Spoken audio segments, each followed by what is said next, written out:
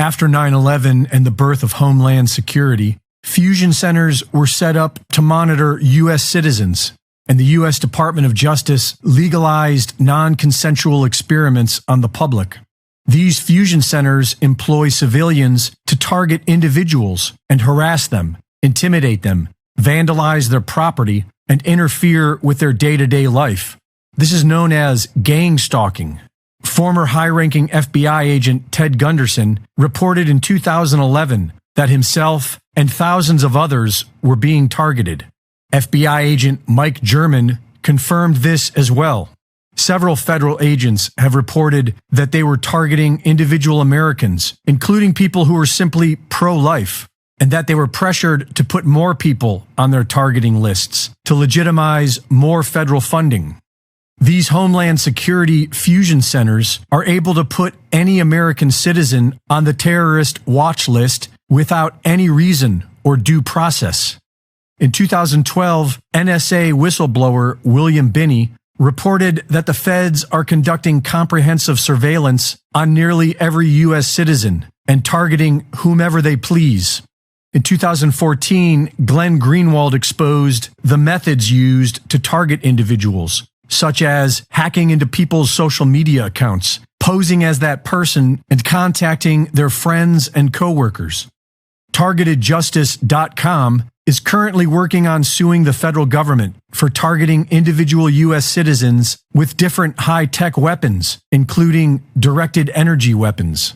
The Havana Syndrome, when diplomats in Cuba were attacked with directed energy weapons, was not an isolated event. There are thousands of individuals who claim to be under this same sort of attack, and they have the scars to prove it.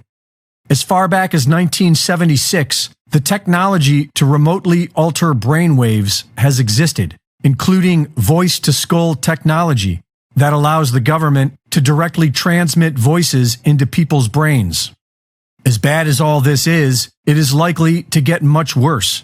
In 2017, Dr. James Giordano gave a lecture on the latest government technologies to target individuals, such as neuroweapons to control brain function and modify memories. I'm looking to target key individuals who may then be influential to relative aspects of their representative groups. I can affect individuals' brain functions in a variety of different ways, both positively and negatively, by engaging or disengaging nodes and networks of the brain that therefore affect their cognitions, emotions, and ultimately their behaviors. Something my colleague Jamie Canton likes to play with an awful lot is the idea of specialized neural operations. And here, once again, we're talking about the use of either drugs and/or devices to modify the integrity of brain function that we realize can also modify individuals' perception of time and space.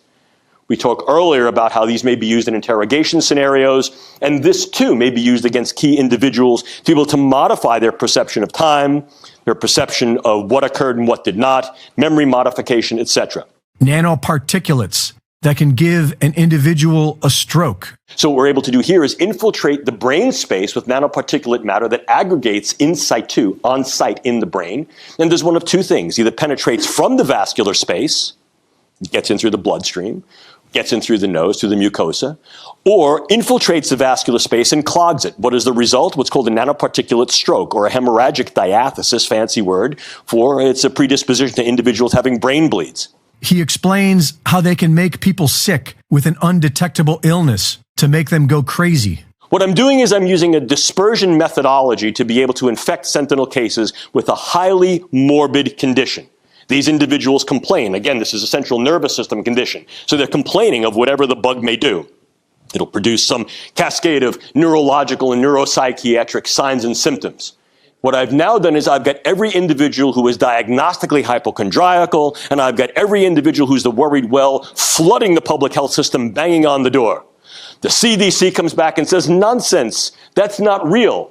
I come back and say, that's fake news. He says they can already control insects and use them to deliver bioweapons. I infiltrate that bug's nervous system and I control the way it moves. By controlling the way it moves, I control the way it goes. I control its wings pattern. I control where it hovers, where it flies, where it articulates.